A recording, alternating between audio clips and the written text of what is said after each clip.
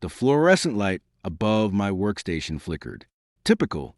Everything in this lab felt like it was held together by spite and electrical tape. My back was killing me. I'd been hunched over these cell cultures since 9 last night. My phone buzzed. Evelyn. I didn't answer right away. I finished pipetting the last sample. If I jumped every time she called, I'd break my neck. On the 4th ring, I swiped. Yeah, Liam. She snapped. No, hello. No, are you awake? Just straight into the knife work. Where's the final draft of the immunotherapy data? It's almost done. I'm validating the last set of T-cell counts. I don't need your process. I need the damn file. She cut me off. Her voice had that sharp edge, like a scalpel scraping bone. Julian needs it on his desk at Mass General by 7 a.m. Boston time. That means I need it in my inbox by 6.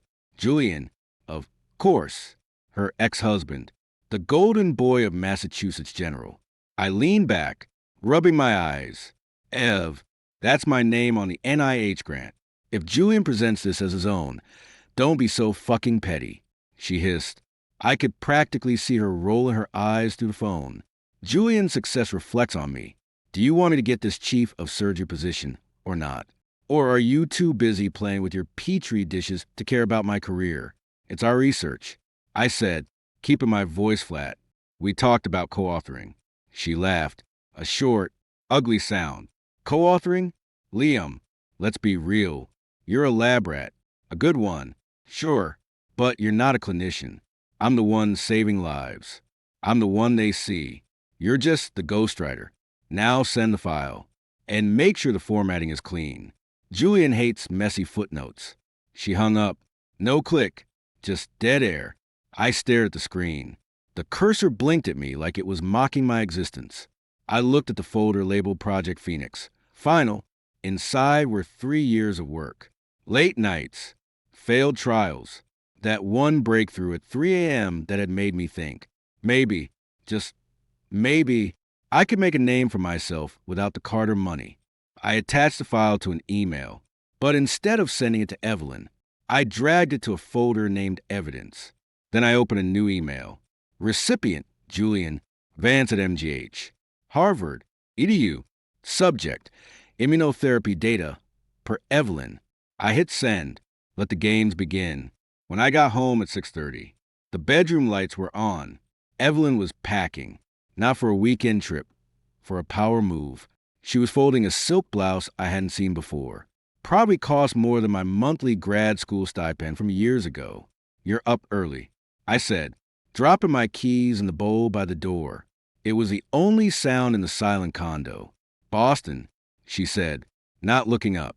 Me and Julian are presenting the Phoenix data at the National Oncology Summit. Dean Walsh pulled some strings to get us on the same flight. She finally glanced at me, her nose wrinkling slightly. Jesus. Liam, are you wearing that tie? I looked down at the navy blue tie I bought at a Macy's clearance sale. It's clean. It's tragic. She sighed. She walked over, her heels clicking on the hardwood. She started tugging at my collar, loosening the knot with sharp, impatient fingers. If you're going to hang around the gala tonight, at least try to look like you belong with me. You look like a homeless grad student. I'm a researcher. Ev. Exactly. She stepped back, smoothing her own blouse. She was wearing the diamond studs I'd given her for our 2nd anniversary. The ones I'd saved up for 6 months to buy. Try to network. Maybe someone will hire you for a real job instead of playing with bacteria. Her phone buzzed on the dresser. Julian's name lit up the screen, along with a text preview. Can't wait to show off your wife and our shared genius in Beantown. Ev, you're the best thing that ever happened to my career. Our shared genius. Right. I picked up her phone before she could. She lunged for it, but I turned away.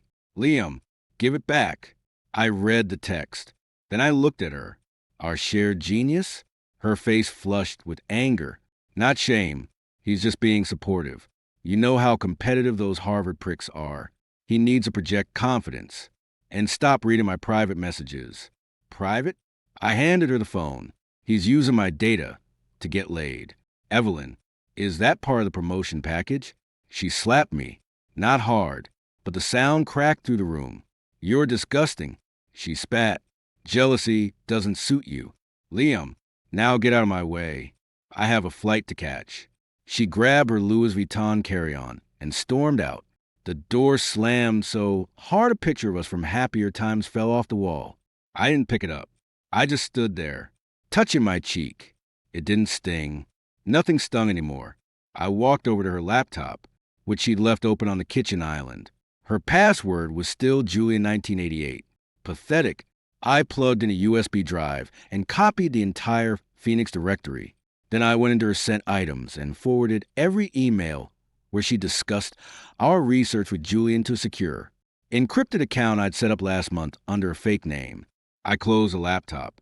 The silence in the condo was heavy now, comfortable. The annual gala at the Drake Hotel was exactly what you'd expect. Too much champagne. Too many people pretending they weren't checking each other's net worth. I wore the same suit I'd worn to our wedding. It still fit. Evelyn hated that. I stayed near the back, nursing a glass of the cheap house, wine they served to people like me. Researchers. The help. Up front. Evelyn was holding court. She stood on the small stage. Julian beside her like a proud peacock. Dean Walsh, that corrupt bastard, was introducing them. And Dr.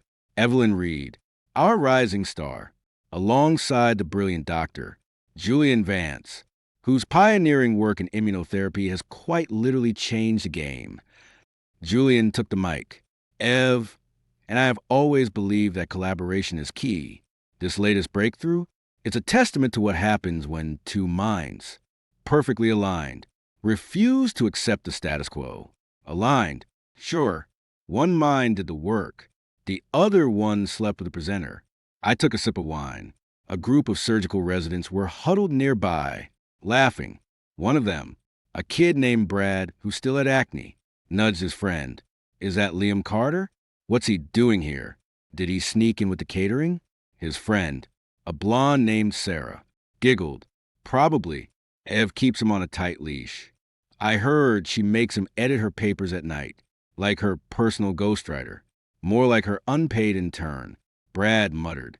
"Dude's a joke. Look at him. He's not even clapping." I wasn't. I just watched Evelyn. She was glowing under the lights, her hand resting possessively on Julian's arm. She looked out at the crowd, her gaze sweeping past me like I was a piece of furniture, a necessary prop that had become shabby with age.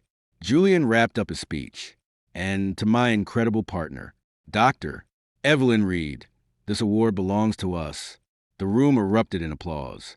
Evelyn leaned in, kissing Julian on the cheek for the cameras. Flashbulbs popped. I finished my wine. It tasted like regret and cheap grapes. I set the glass down on a passing waiter's tray.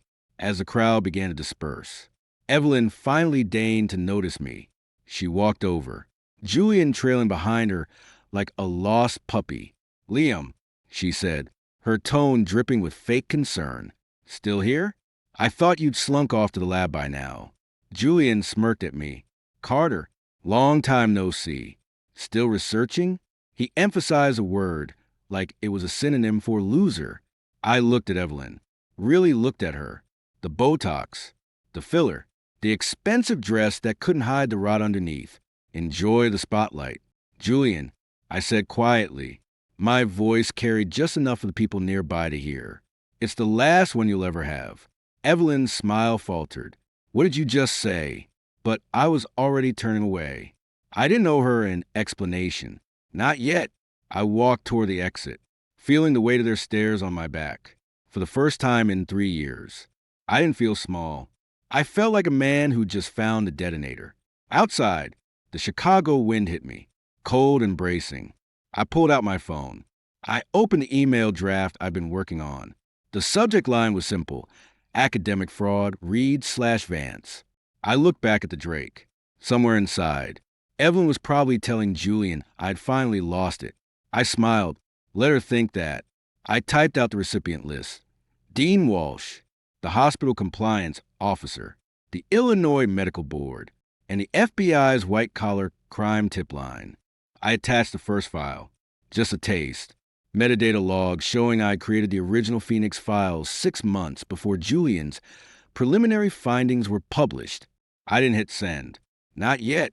Instead, I walked to my car, a 10-year-old Civic that Evelyn hated, and drove home. Tomorrow, I'd start pulling the threads.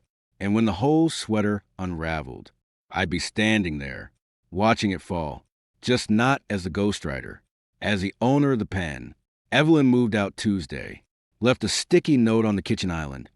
Liam, sign the papers. You can keep the condo. God knows why you'd want it. Don't call me. Ev. I didn't bother reading it twice. I tossed it in the trash, right on top of the takeout container she'd left last night. The place felt lighter, without her heels clicking on the floor. Quieter. I liked it. I spent Wednesday buried in the lab, cross-referencing Julian's latest published abstract with my original data sets. The plagiarism was lazy. He'd changed the units from nanograms to micrograms and called it a day. Idiot. By noon, I needed caffeine. The cafeteria was slammed. I grabbed a black coffee, no sugar, no cream, and spotted an empty seat in the corner. Just as I sat down, a shadow fell over the table. Mind if I join you? Dr. Carter? I looked up. Dr. Chloe Sterling, Harvard pedigree, trauma surgery royalty, and the newest attending to grace our humble halls. She was already sliding into the seat across from me before I could answer. It's just Liam, I said. She set her tray down. A salad, water, no dressing. Liam, she repeated, her accent crisp. Boston Brahmin with a hint of something sharper. You drink your coffee like a man who's given up, but your eyes say you've already won a war. She stirred her water with a straw. Watching me, I shrugged, just tired. Of being invisible? She tilted her head. I read your 2019 paper on cytokine storms. Brilliant stuff. Page 8, where you adjusted for pediatric metabolic rates. No one else in this hospital would have caught that. Yet, I hear you're relegated to ghostwriting for a doctor. Read. Before I could deflect, a familiar laugh cut through the cafeteria noise. Evelyn. She was gliding toward the salad bar. Julian draped over her like a designer scarf. She spotted us. Her steps faltered for half a second before she recovered, her smile turning predatory. Chloe, darling, Evelyn's voice carried. She sashayed over. Julian in tow. I didn't know you were slumming it in the staff cafeteria today. Chloe didn't stand. She just looked up, one eyebrow arched. Evelyn, Julian, I'm having a fascinating conversation with Liam about T-cell activation thresholds. Something you two wouldn't know much about. Given your recent Inspire publications. Julian's smirk twitched. Sterling, always a pleasure, though I'd stick to trauma. If I were you, oncology's a bit more complex. Complexity requires depth. Julian, Chloe said coolly, something your recent work seems to lack. She turned back to me, dismissing them. Liam, you were saying about the IL-6 inhibitors? Evelyn's jaw tightened. She hated being ignored. Chloe, really, don't waste your time. Liam's sweet, but he's a drain on resources. Can barely afford a decent car. I keep telling him to aim higher, but some people are just born to be bench warmers. Julian chuckled. Come on, Ev, let's leave the little people to their lunch. They walked off. Chloe watched them go, then looked back at me. She's wrong about the car. By the way, that Civic's got low mileage and a solid frame. Reliable, unlike her current choice in colleagues. I almost smiled. You notice the car? I notice everything. Liam, she leaned in, her voice dropping, including the fact that the Reed Vance protocol uses your exact margin of error calculations from your unpublished 2021 lab notes. Sloppy of them to leave that breadcrumb. My blood ran cold. She'd seen it. I save it. She reached across the table, her fingers brushing my wrist. A brief, electric touch. I'm not here to rat you out. I'm here because I recognize talent when I see it. And because watching you take them down is going to be the highlight of my year. My phone buzzed. A private number. I hesitated, then answered. Carter. Mr. Carter. This is Arthur Finch, your grandfather's counsel. The voice was gravelly. Old money. The board has ratified the transfer. Effective immediately. You are the sole beneficiary of the Carter Biotech Trust. The shares have been moved to your private holding account. The hospital is yours, should you wish to call it that. I hung up. Chloe was watching me, her green eyes unreadable. Trouble? She asked. No, I said slowly. The opposite. I looked at her, really seeing her for the first time. You said you recognize talent. I do. Good. Because I'm about to buy the whole damn theater. I stood up, grabbing my coffee. Walk with me? She fell into step beside me as we left the cafeteria. I assume this means the ghostwriter is getting a promotion? The ghostwriter is getting a new pen. I pulled out my phone, scrolling to the IT director's direct line, and a new set of rules. I hit dial. Mike, it's Liam Carter. I need a full audit of all data transfers from the oncology server to doctor. Julian Vance's external accounts over the last 18 months. Quietly. Yeah, I'll hold. Chloe smiled, a slow, dangerous curve of her lips. Mr. Carter, I do believe I'm going to enjoy working with you. Doctor. Sterling. I said, ending the call. The pleasure's mine. Evelyn cornered me in the parking garage Thursday evening. She'd traded her scrubs for a cashmere wrap, her hair perfectly blown out. Liam, we need to talk. I'm listening. I leaned against my Civic, arms crossed. She softened her tone, the way she used to when she wanted something. Honey, I heard you've been asking questions about IT, about Julian's data. She stepped closer, reaching out to smooth my lapel. I didn't move. Look, I know I've been distant. The pressure, the promotion, the summit, it's been a lot. But after I'm chief, things can change. Maybe you could be my secretary? It suits you, keeps you close. I caught her wrist, gently but firmly, pushing it away. A secretary? Ev? After everything? She pouted, mistaking my calm for weakness. Well, what did you expect? You're not exactly CEO material. Liam, but I'm willing to overlook your shortcomings. If you just drop this nonsense with IT. Julian's presentation at the National Awards is next week. If you cause a scene, I'll make sure you never work in this city again. Do you understand? I understand, I said softly. I understand that you didn't marry a man. You married a mirror. And now you're terrified because the mirror is about to shatter. Confusion flickered in her eyes. What are you talking about? I didn't answer. I looked past her. Chloe was walking toward us, her gait confident, her white coat billowing slightly. Evelyn turned, her expression souring. Chloe, this is a private conversation. Chloe stopped beside me, close enough that our shoulders brushed. Was it Evelyn? Because from where I'm standing, it looks like harassment. Liam, if Dr. Reed is threatening your employment again, I'd be happy to escalate this to HR, unlike some people. I've actually read the anti-retaliation clause. Evelyn's face reddened. Stay out of this. Sterling, this is between me and my husband, ex-husband. Soon, Chloe corrected smoothly. She looked up at me, her gaze steady. Liam, shall we? I pushed off the car. We shall, as we walked away. I heard Evelyn sputter behind us. Chloe didn't speak until we reached the elevator. Then she glanced at me, a spark of something fierce in her eyes. You handled that well, but next time, let me punch her. I've been wanting to since she tried to pass off my vascular clamp technique as Julian's at the last conference. I laughed, a real one, for the first time in months. Noted, the elevator doors closed. Chloe hit the button for the executive suites, a floor I'd never had clearance for. So, she said, watching the numbers climb, the Carter Biotech heir reveals himself. I wondered when you'd stop playing possum. I looked at her, startled. You knew? I recognized the name. Carter Biotech, the missing grandson. It wasn't hard to connect the dots once I saw your work. She turned to me, her expression softening just a fraction. I didn't defend you because of your name. Liam, I defended you because you're brilliant. The name just explains why you've been letting that viper bite you for so long. The elevator dinged. The doors opened onto a quiet. Plush hallway. Then why did you stay quiet? I asked. She stepped out, holding the door. Because a man like you doesn't need saving. He needs a reason to stop hiding. She gestured for me to follow. Now, Mr. Carter, let's discuss your new budget. I assume you'll want to fire Dean Walsh personally?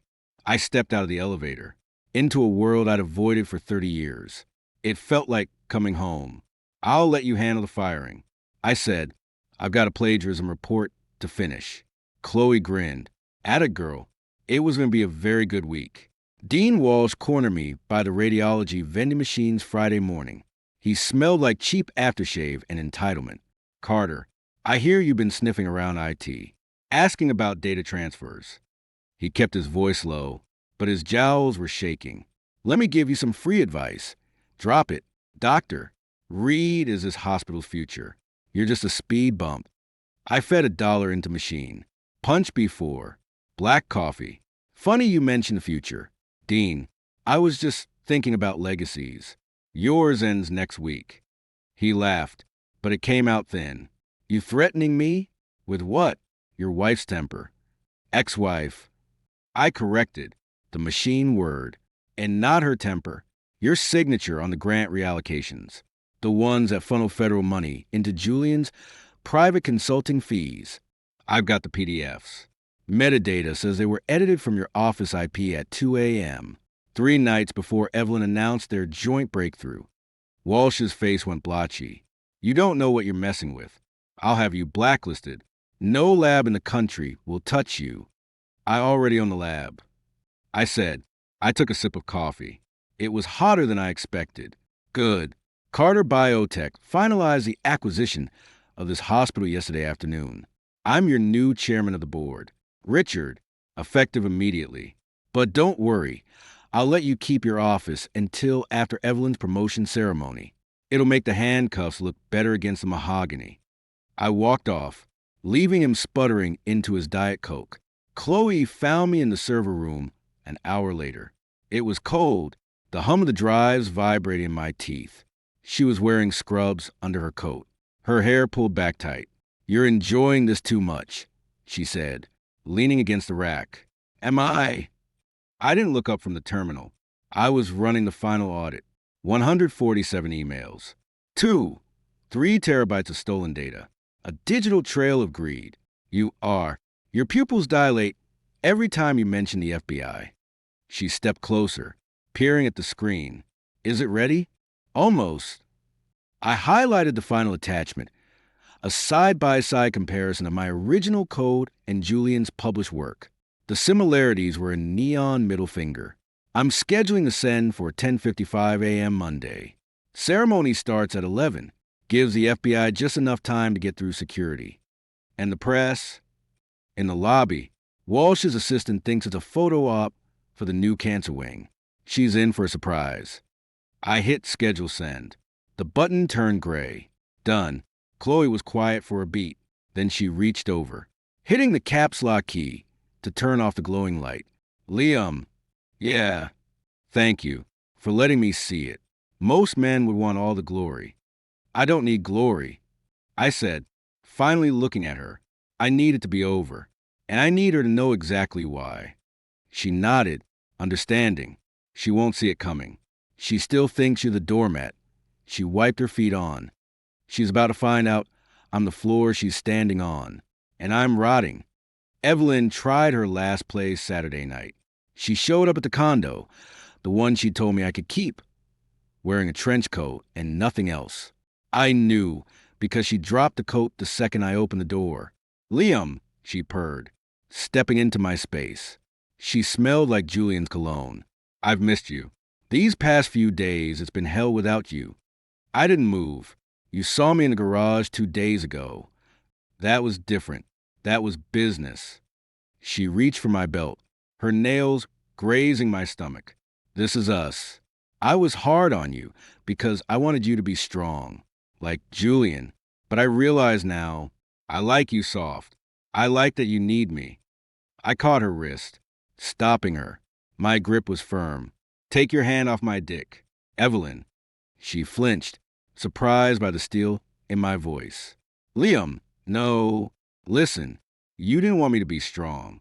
You wanted me to be small so you could feel tall. You didn't love me. You loved the fact that I made you look good by comparison.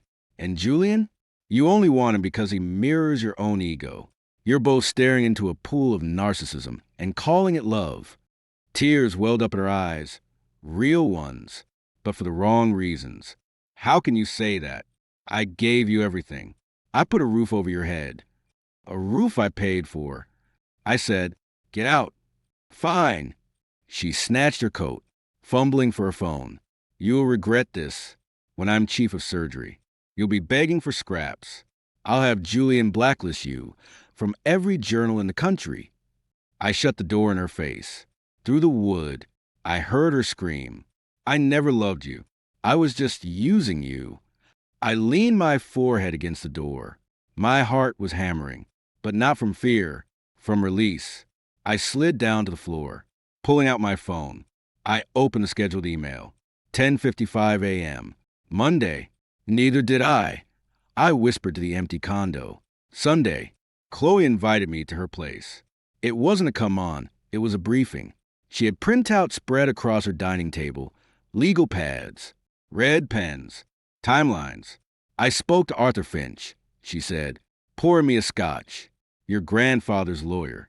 He's got the FBI contact on standby. All they need is your signal. I'll send the email.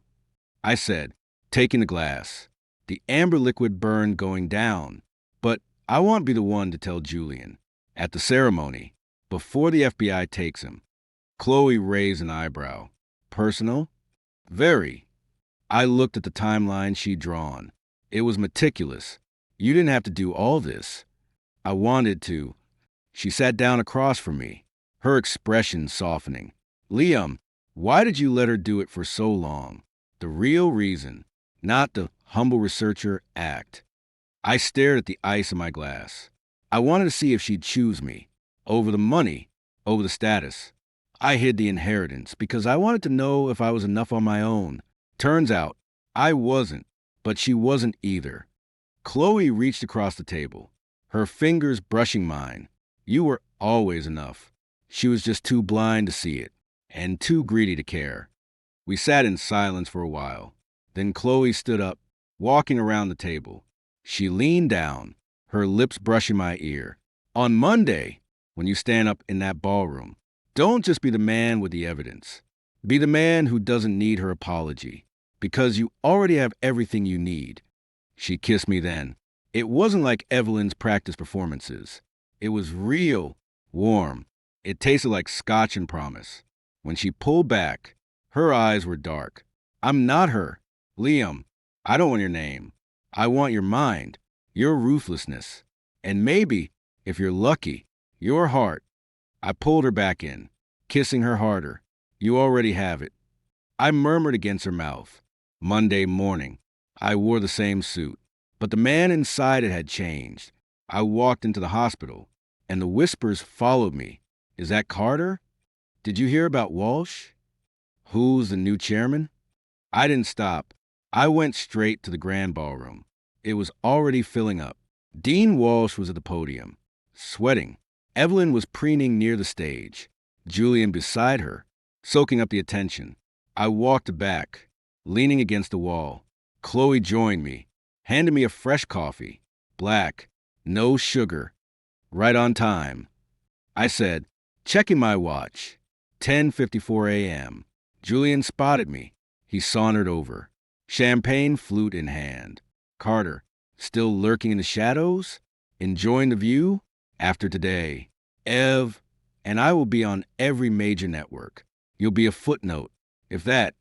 I smiled. It was a cold, sharp thing. Julian, do you know what happens at 10:55? He frowned. What? I looked at my watch. 10:55 a.m. The email sent. Game over. I said, 10:56 a.m. Dean Walsh cleared his throat at the podium, adjusting the mic. Ladies and gentlemen, if I could have your attention, it is my distinct honor to introduce the future chief of surgery, a visionary whose work will redefine oncology, Dr. Evelyn Reed. Applause. Polite at first, then building as Evelyn glided onto the stage. Julian right behind her like a well-groomed shadow. She was glowing, her Vera Wang gown catching the light. She leaned in to kiss Walsh's cheek. He flinched. His phone buzzed. Then mine. Then every phone in the room. The sound started as a ripple, then became a wave. Hundreds of pockets vibrating at once. Walsh pulled out his phone, his face draining of color as he read the subject line. Urgent. Academic fraud RICO violations, Reed Vance. Evelyn noticed. Richard, is everything okay? She tried to smile, but it was cracking at the edges. He didn't answer. He just stared at the screen, his thumb scrolling frantically. Julian's phone buzzed.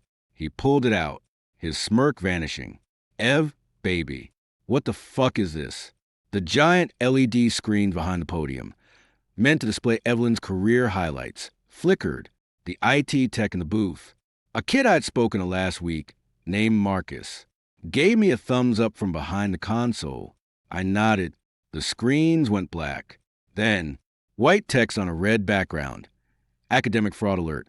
Reed Vance source. Internal audit. Carter Biotech. Holdings gas rippled through the crowd. Julian spun around, his eyes wild. Turn that off. Who's running the shit? Marcus didn't flinch. The screen shifted, displaying a side-by-side comparison of my original lab notes dated March 14th and Julian's breakthrough paper published in the New England Journal of Medicine 6 months later. Highlighted sections showed identical sentence structures, the same unique typos, even the mislabeled charts I deliberately planted. That's not possible, Evelyn whispered. She looked at me, standing in the back. Her eyes were wide, pleading. Liam, make them stop. I didn't move. I just took a sip of my coffee. Chloe, standing beside me, rested a hand on my arm. Not yet, she murmured. Two men in dark suits entered from the main doors. FBI. They didn't rush. They walked with purpose, cutting through the stunned silence. One of them, a tall guy with a buzz cut, tapped Julian on the shoulder. Doctor, Julian Vance? I'm Special Agent Ramirez. You need to come with us. Julian jerked away. What? No. Do you know who I am? I'm presenting today. This is a setup. Evelyn. Tell them. Evelyn was shaking. She grabbed the podium to steady herself. This is a misunderstanding. Liam, please. Tell them it's a mistake. Tell them you gave us permission. I pushed off the wall and started walking.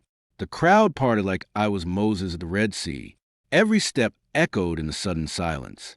I reached the base of the stage.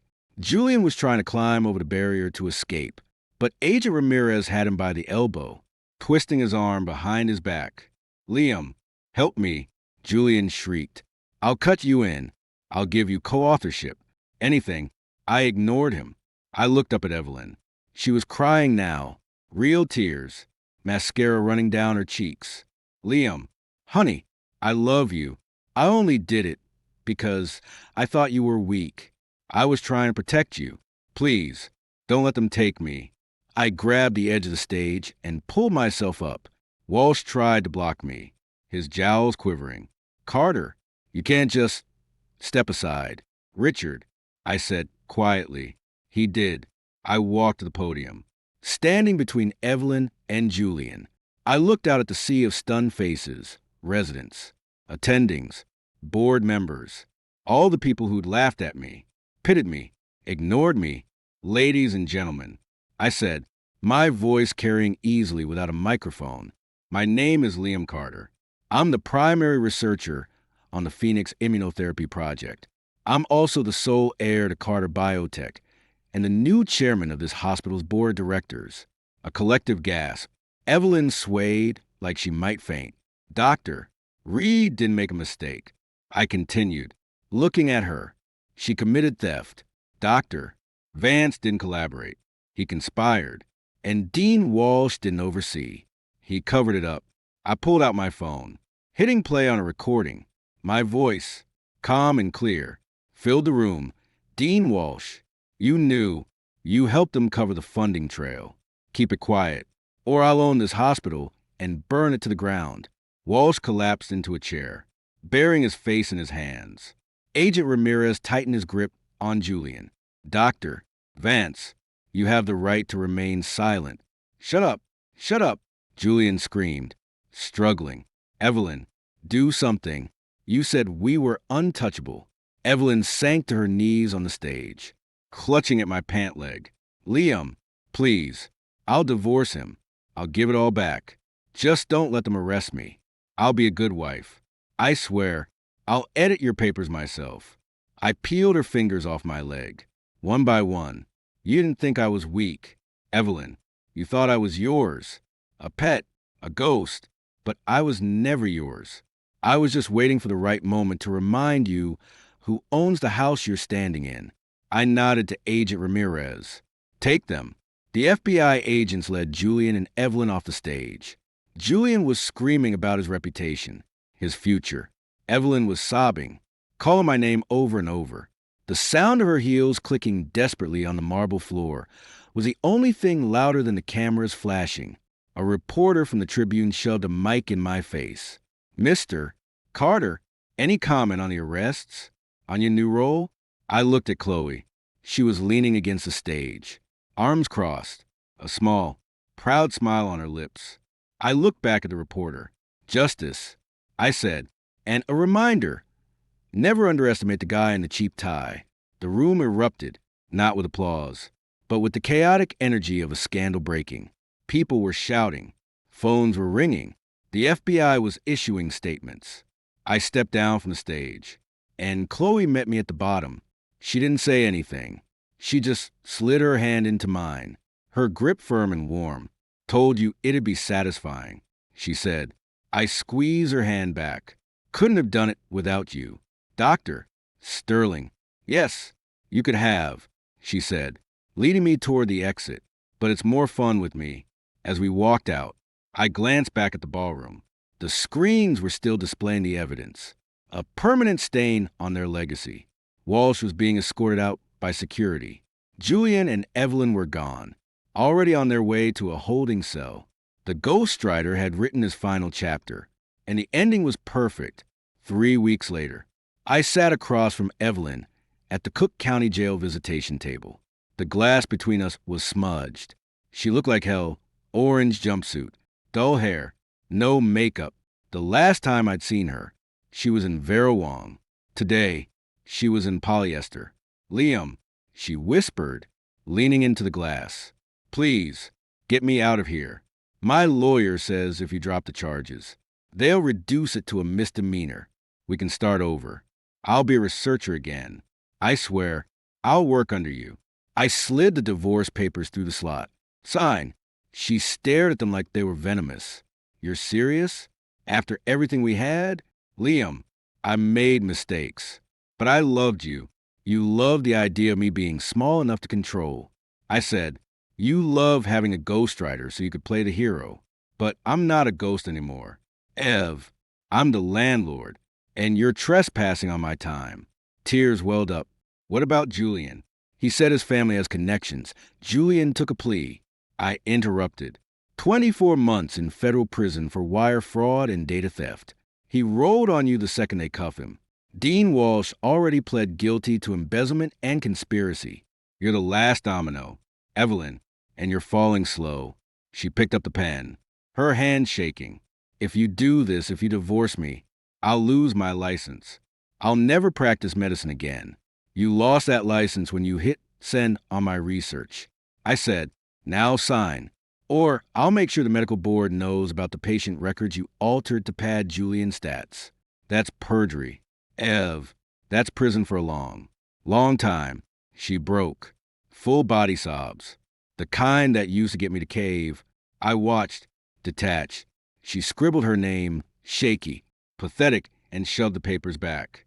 I hate you, she choked out. I hope you die alone. I stood up, straightening my cuffs. Too late. I'm already taken. I walked out without looking back. In the lobby, Chloe was waiting, flipping through a New England Journal of Medicine. She looked up, her green eyes sharp. Done? Done. I took the journal from her, tossing it onto a nearby chair. Let's go home. The press conference was held in the hospital's main auditorium. I stood at the podium. Chloe at my right, Arthur Finch at my left. Reporters packed the room. Effective immediately, I said, Carter Biotech assumes full operational control of Northwestern Memorial. Dean Richard Walsh's termination is final. Doctors Reed and Vance have been permanently stripped of their medical licenses pending criminal sentencing. A reporter shouted, Mr. Carter, why now? Why reveal your identity after all these years? I glanced at Chloe. She gave me a tiny nod. Because talent shouldn't be buried under nepotism and theft. Because the truth matters more than a byline. And because I found someone who sees the man behind the research. I put a hand on Chloe's shoulder. Doctor, Chloe Sterling will be joining the board as chief medical director. She's the reason this hospital will actually save lives instead of stealing them. Chloe stepped up, cool and composed. We're implementing a new open data policy. All research will be transparently logged. If you steal from a colleague here, you won't just lose your job, you'll lose your career. Permanently. The room erupted. Flashbulbs popped. I didn't flinch. I'd spent 3 years as a shadow. Now, I was the light they couldn't ignore. Later, in my new office, once Walsh's, now mine, a junior resident knocked timidly. It was Brad, the kid who'd mocked me in the cafeteria. He held a cup of coffee, trembling slightly. Doctor, Carter, Mr. Carter, sir, I just wanted to say, I'm sorry for what I said about the catering. Can I get you some coffee? It's the good stuff. From the executive lounge. I held up a hand. Save it, Brad, and keep your coffee. I drink it black, no sugar, but I don't drink it from people who doubted me. I looked past him to Chloe, who was leaning against my desk, smirking. Doctor, Sterling, would you like a refresh? She laughed. A low, rich sound. He takes it black. Brad, and he doesn't need a secretary. He's got me. Brad fled. Chloe walked around the desk, perching on the edge. You're enjoying this a bit too much. Chairman, I'm enjoying you. I corrected, pulling her down for a kiss. She tasted like mint and victory. Ready for Nantucket? Born ready. The wedding in Nantucket was small, just close friends, Arthur Finch, and a handful of board members who weren't corrupt. No media, no drama. Chloe wore a simple ivory dress. No veil. I wore the same suit I'd worn to ruin Evelyn's life. It felt right. During the vows, Chloe looked me dead in the eye. I fell in love with a man in the lab coat, the one who worked in the dark because he thought he had to. But I'm going to spend the rest of my life with a man who owns the light. I choose you, Liam Carter. Not your name, not your money, just you. I swallowed hard. I spent 3 years waiting for someone to see me. You didn't just see me. Chloe, you handed me the pen and told me to write my own ending. I love you, not because you saved me, but because you let me save myself. We kissed. The small crowd cheered. It was the first time in my life I felt truly seen. 6 months later, I was scrolling through People magazine in a coffee shop near the hospital. There was Evelyn's mugshot next to an article about the trial. Former rising star faces decades behind bars. I sipped my latte, unfazed. Then I saw the letter to the editor's section. One was addressed to me, Mr. Carter. I saw the wedding photos. You look happy. I hope you know I only did it because I was scared. Scared you'd leave me once you realized how ordinary I was compared to you. I'm sorry I tried to clip your wings. I hope she makes you happy. E.A. I snorted. Chloe, reading over my shoulder, plucked the magazine from my hands and tossed it in the recycling bin. Pathetic. Very. I agreed. She slid into the seat across from me, her hand covering mine. She lost a king and gained a cell. You lost a leech and gained a queen. Fair trade? Best trade I ever made, I said, right after pressing send. She grinned, squeezing my hand. Damn right. Now finish your coffee. Chairman, we've got a hospital to run. And tonight, I'm going to remind you why you married a woman who doesn't need your money, just your heart. I smiled, watching the sunlight catch her wedding ring. The ghostwriter was dead. The chairman was thriving. And the best chapter of my life was just beginning.